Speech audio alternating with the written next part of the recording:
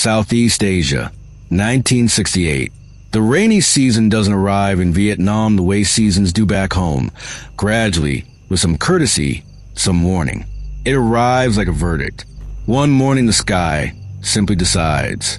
And then everything, the red laterite roads, the elephant grass, the corrugated steel of every fire base from the DMZ down to the Delta, everything becomes the same color, the color of wet. The men of the 173rd Airborne Brigade called it the soak, not a tactical term, not in any field manual, just a word that developed organically among soldiers for that particular misery, the feeling of never being dry, of your boots rotting while they're still on your feet, of your rifle rusting at the pins no matter how many times you ran a patch through the barrel. You stop thinking about home after a while. You stop thinking about the future. The jungle compressed time into something smaller, something immediate. You thought about your next step, about whether the ground beneath it would hold, about the sound or the absence of sound, in the tree line to your left, because in the Central Highlands of Vietnam, silence was never neutral.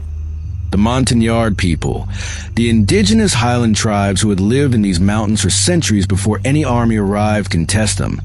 They had a word for what lived in the deep jungle, a word that didn't translate cleanly into English. The interpreters would offer approximations. The shadow that walks, the thing that follows a path but does not use it. Some of the older tribes people refused to speak aloud at night. American soldiers, for the most part, didn't listen to things like that. They were trained to identify threats by caliber and grid square. Folklore was for other people. And then the 1st Battalion, 503rd Infantry, shipped into DAC 2. Official records describe what followed as a series of routine reconnaissance patrols along the western approach corridors of the Ho Chi Minh Trail. The men who were there called it something else entirely. If you value real-world mysteries recovered from the fringes of conflict, accounts that exist in the space between official record and human experience, stay with me. Because what I'm about to present was not declassified. It was reconstructed from field journals, secondhand testimonies, and one document that was never supposed to leave a filing cabinet in Arlington, Virginia. To understand what these soldiers encountered, you have to understand where they were and why. The Ho Chi Minh Trail is misleadingly named. It wasn't a single road. It was a living, breathing logistical organism. Tens of thousands of kilometers of interlocking footpaths, bicycle tracks, dirt roads, and underground tunnels, maintained by up to 100,000 North Vietnamese Army personnel at its peak. American military planners have been trying to interdict it since 1964. By 1968, they had spent more ordnance bombing the trail than was dropped by all Allied forces combined in the entire Second World War. And still the supplies moved south. The Central Highlands, where this story begins, were strategically critical and logistically nightmarish. The terrain was a cascade of triple-canopy jungle, karst ridgelines, and river valleys that swallowed light and sound in equal measure. Visibility in some sectors was measured in meters, not kilometers. Thermal imaging was still in its early operational phases, largely ineffective against the jungle ceiling. A man, or something the size of man, could move through certain grid squares and never appear on any sensor. The 1st Battalion, 503rd Infantry, part of the 173rd Airborne Brigade, had been operating in Condom Province since late 1967. These were not inexperienced men. Many had survived the Battle of Dak to in November that year, one of the bloodiest engagements of the entire war. They knew what enemy contact looked like. They knew what ambush smelled like. The particular mix of diesel exhaust, rotting vegetation, and a metallic bite of fear in your own sinuses. They knew all of that. What began happening in the spring of 1968 was something they did not have a category for. Staff Sergeant Raymond Kowalski, a squad leader from Akron, Ohio, wrote in his field journal on April 3rd, 1968, a journal that his family preserved and that a researcher obtained decades later, a single line that seems almost mundane in isolation. He wrote, "Heard again last night. 3rd night running. Patterson says it's a bird. I've been in this jungle for 14 months. I know what the birds sound like.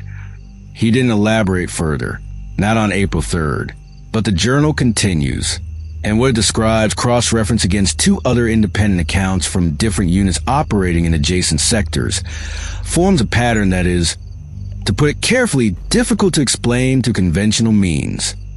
I'm going to step aside for a moment. What follows is drawn directly from the recorded oral testimony of Specialist 4 Marcus Delray Webb, formerly of Bravo Company, 1503rd Infantry. Webb gave this account in 1997 to a Vietnam veteran's oral history project based out of the University of Kentucky. The interviewer noted that Webb spoke without pause, without hesitation, and without apparent embellishment. The way a man speaks when he is simply reporting something that happened. Webb was 22 years old on the night he describes. He had been in country for 7 months. It was late April. I don't remember the exact date. We were at patrol base, not a full FOB, just a hasty position, a perimeter, sandbagged, on a ridgeline about 4 clicks west of the main fire base. For squads, maybe 40 men. I was pulling a late-night guard shift, 2 to 4 in the morning, which is a shift nobody wants because your body is convinced it's dying. Around 0245, I noticed the jungle went quiet. I mean completely quiet. Now, I know people say that, and it sounds dramatic, but you have to understand, the jungle is never quiet. There are always insects, always something moving in the canopy. You don't notice it until it stops. And when it stops, your body knows something is wrong before your brain catches up. Your skin goes cold even though it's 90 degrees. I keyed my radio and said nothing. I just listened. The sound came from the north. I can only describe it as a series of clicks. Rhythmic, but not perfectly regular, not mechanical. It reminded me of the sound of someone running their thumbnail down the teeth of a comb, slowly, repeatedly. It lasted about 40 seconds. Then it stopped. Then it came from the we. SD. Bravo 2 to 6. This is Bravo 2 to 3 actual. You copy? Over. 2 to 3. This is 2 to 6. Go ahead. Over. 2 to 6. We are picking up audio anomaly north of our POS. Grid 927 to 441. Say again the anomaly. Over. It sounds like LT. It sounds like someone imitating your voice. Like someone who heard your voice and is trying to reproduce it. Over. 2 to 3. Stand by. Do not engage. I say again, do not engage. Maintain position. Out. That transmission, the part about the voice, that was from a different position. Maybe 200 meters from where I was standing. Corporal Jeffries. I could hear him through the radio, and I could see the glow of his position from where I was. Both of us heard it at the same time, from different directions. Whatever was making that sound was either very large, or there were multiple sources. I don't know which option I find more disturbing. At around 0310, I saw it. I want to be precise about this because I know how it sounds. I was using PVS 2 night vision, early generation, grainy, green, at the tree line, approximately 60 meters from my position. Something was standing. It was tall, significantly taller than a man. I would estimate somewhere between 7 and 8 feet, but it was not standing the way an animal stands. It was standing upright, still, and it was facing me. I know it was facing me because in the NVGs I could see 2 points of light at approximately eye level, reflective, like a dog's eyes and headlights, except they were 6 feet off the ground. I did not fire. I've thought about why I didn't fire many times over the years. Partly it was training. Unknown contact, possible friendly. You establish before you engage. But there was something else. There was a feeling. And I don't have a better word for this. A feeling that firing would be exactly the wrong thing to do. Like stepping on ice and knowing instinctively not to move fast. I kept very still. The thing at the tree line kept very still. That lasted maybe 90 seconds. Then the NVGs fizzed out completely. Total static.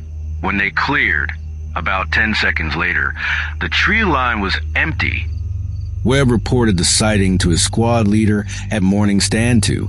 He was told, in the words he still remembers clearly, to write it up as a possible NVA recon element and leave it at that. The patrol log for that night records, 0310, movement at North Treeline.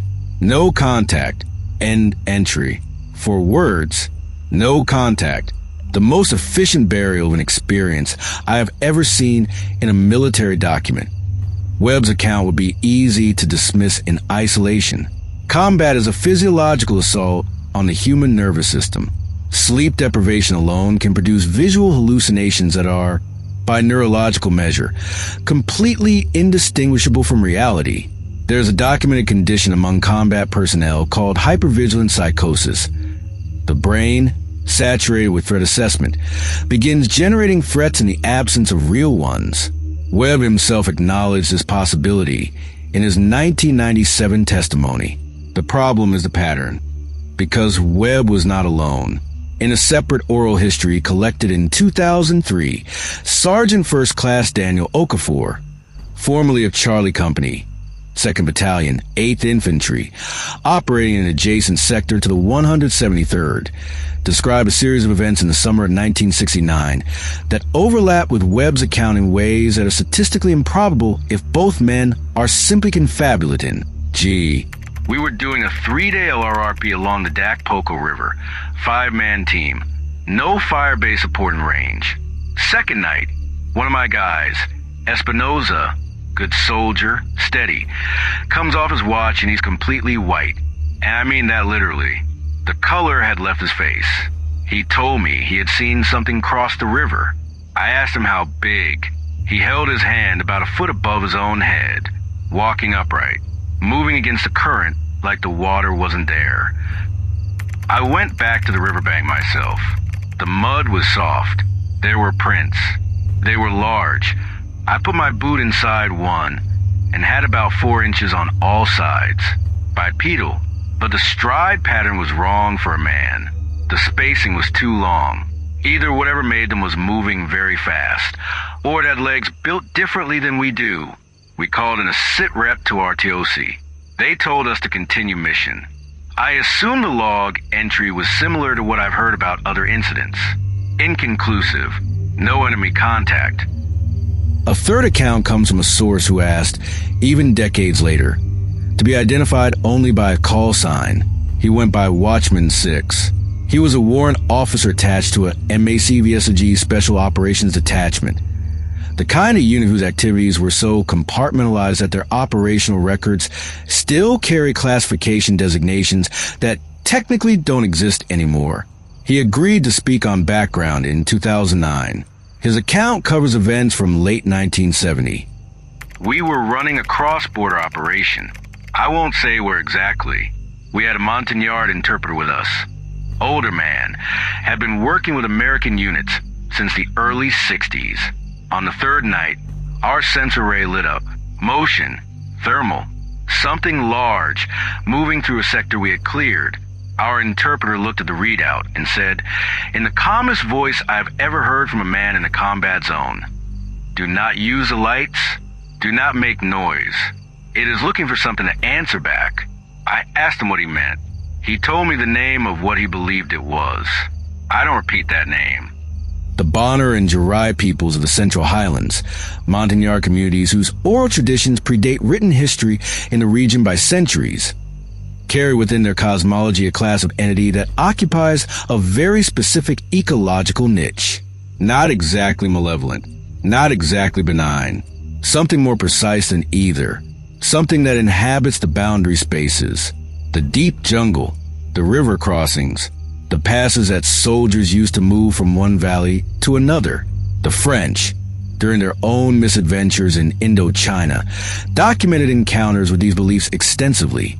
One colonial administrator writing from Pleiku in 1932 described native reports of a tall, upright figure seen along certain trail corridors, always at night, always in silence, always associated with a cessation of normal jungle sounds. He was professionally skeptical.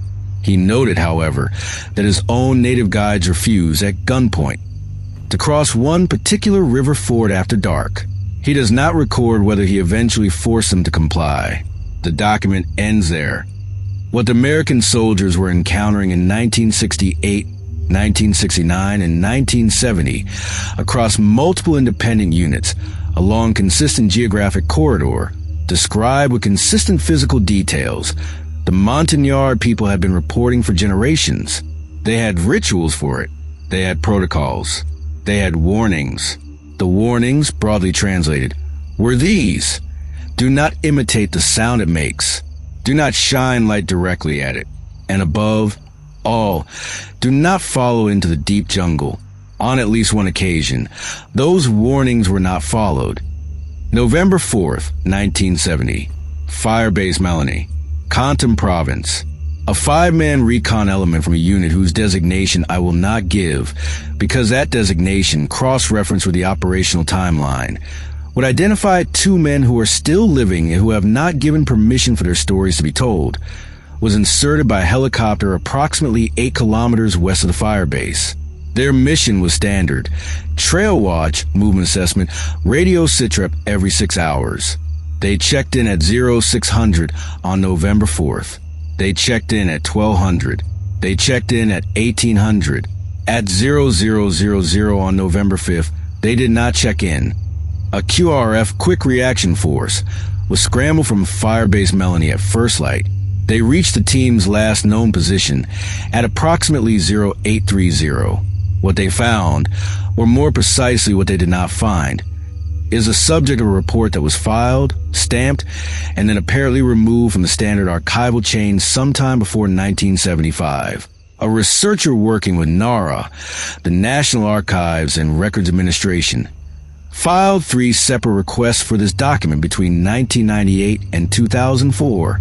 Each request returned the same notation: document transferred to separate custodianship. Contact originating agency. The originating agency, as best as anyone has been able to determine, no longer formally exists. What we have instead is the QRF team leader's personal account. He wrote it longhand in a letter to a fellow officer in 1988. Excerpts from that letter were shared with me through a chain of contacts I will not detail here. I am presenting only what is directly relevant. T. We found their equipment. All of it.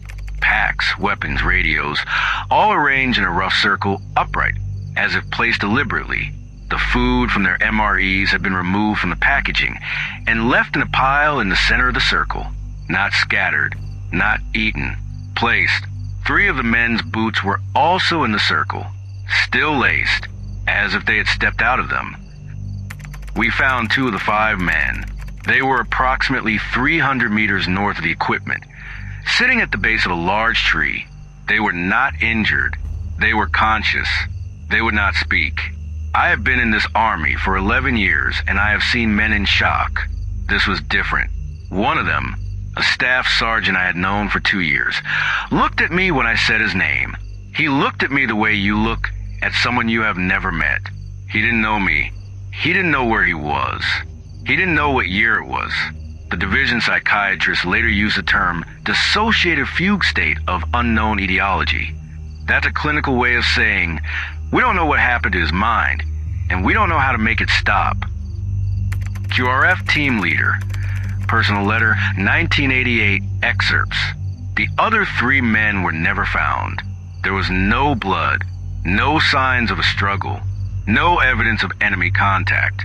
The jungle to the north of that tree showed no signs of passage, no broken branches, no disturbed leaf litter, nothing. It was as if 3 men had walked into the air. We searched that sector for 6 days.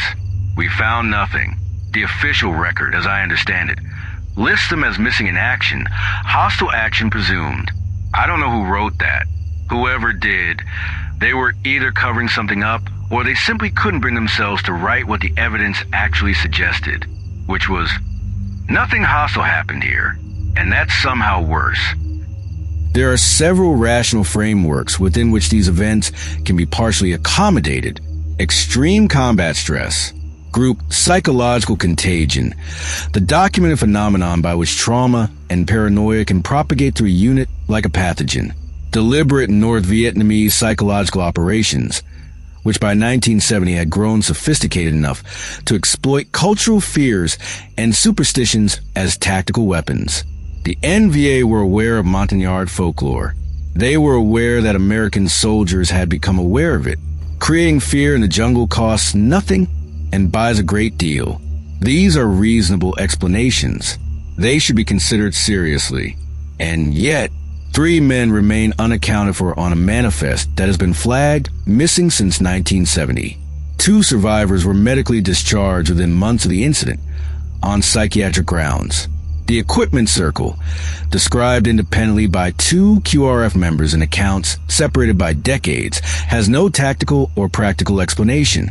And the document that would clarify everything or perhaps clarify nothing sits in a filing system that officially does not exist, maintained by an agency that officially disbanded.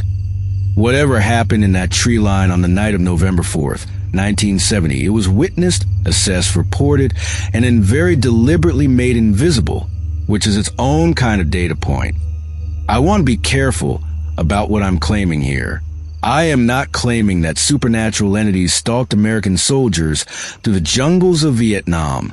I am not claiming that folklore is evidence of anything beyond itself. I am not asking you to believe something that cannot be documented. What I am asking you to consider is more unsettling than any particular explanation. I am asking you to sit with the uncertainty, because the uncertainty is documented. The uncertainty is a thing we can point to and say, this we know for certain. This happened, and nobody, 56 years later, has produced a satisfying account of why. War is at its core an environment of radical uncertainty. The military builds elaborate systems, intelligence networks, sensor arrays, command hierarchies, after-action reviews, precisely because the chaos of combat must be processed, categorized, and filed, made manageable, made into a record that can be stored and, if necessary, retrieved. But some experiences resist filing. Some things that happen to human beings in extreme circumstances simply will not compress into the available categories. And when the institution encounters something it cannot categorize, it does the only thing institutions know how to do. It stamps the file. It transfers custody. It marks the entry. No contact. And it moves on. The men who were there do not get to move on so easily. Specialist for Marcus Del Rey Webb died in Lexington, Kentucky in 2019. His obituary mentioned his service in Vietnam and his 30 years working as a high school history teacher. It did not mention the night of April 1968. It did not mention the tree line, or the NVGs that fizzed the static, or the silence where the insects should have been. His family reports that he never discussed his service in any detail. His daughter told the Oral History Project, years after his original testimony, that he kept a single post-it note above his desk for decades. It said, in his handwriting, "Some things happened. Some things get to stay that way." I think about that note a great deal. In every conflict, in every jungle and desert and mountain range where men have been sent to fight, there are accounts that resist easy resolution. The Ho Chi Minh Trail holds hundreds of thousands of documented dead. It holds the ghosts of a war that reshaped the world. It holds the official records, the operational logs, the declassified satellite imagery, the congressional testimony, and somewhere in the triple-canopy darkness of a sector that hasn't been on a military map in 50 years, it may hold something else. Something tall, something still, something that knew, long before the first American boot touched that red mud, that the armies would come and the armies would go, and that the jungle, and whatever lives at its edges, would simply wait. War creates many ghosts, but not all of them are human. If these recovered accounts are the kind of history you want more of, subscribe. Every story here is documented, considered, and treated with the weight it deserves. New episode every week.